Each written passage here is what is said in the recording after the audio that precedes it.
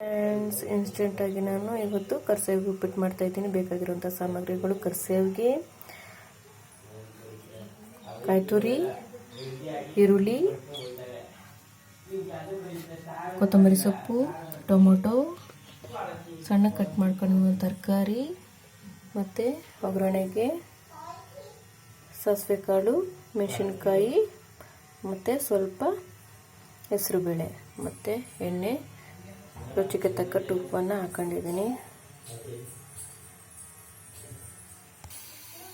ನೋಡಿ, ಈಗ ತಪ್ಪಲೆ ಇಟ್ಟಿದ್ದೀನಿ.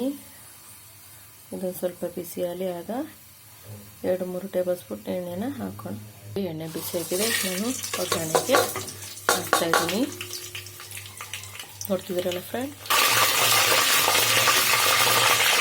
ಸಣ್ಣಗೆ ಕಟ್ ಮಾಡಿರುವಂತಹ ಈರುಳ್ಳಿನ ಹಾಕ್ತಿದ್ದೀನಿ. ಟೊಮೊಟೊ ಹಾಕ್ತಿದ್ದೀನಿ ನೋಡಿ ಫ್ರೆಂಡ್, ಸ್ವಲ್ಪ ಹಾಕಬೇಕು ಟೊಮೊಟೊನ.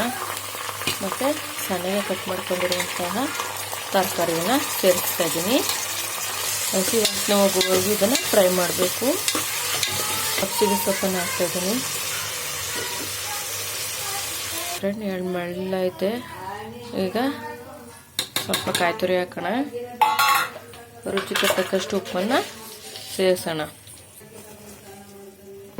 ನೋಡಿ ಫ್ರೆಂಡ್ಸ್, ಈ ಕರ್ಸೇವಿಗೆನ ಇಲ್ಲಿಗೆ ಆ್ಯಡ್ ಮಾಡೋಣ. ನೋಡಿ ಫ್ರೆಂಡ್ಸ್, ಇನ್ಸ್ಟೆಂಟ್ ಕರ್ಸೇವಿಗೆ ಉಪ್ಪಿಟ್ಟು ರೆಡಿಯಾಗಿದೆ. ನೋಡಿದ್ರಲ್ಲ ಫ್ರೆಂಡ್ಸ್, ನೋಡಿ ಅದಕ್ಕೆ ಈ ಕರ್ಸೇವಿಗೆ ಉಪ್ಪಿಟ್ಟು ಹಾಕಬೇಕು.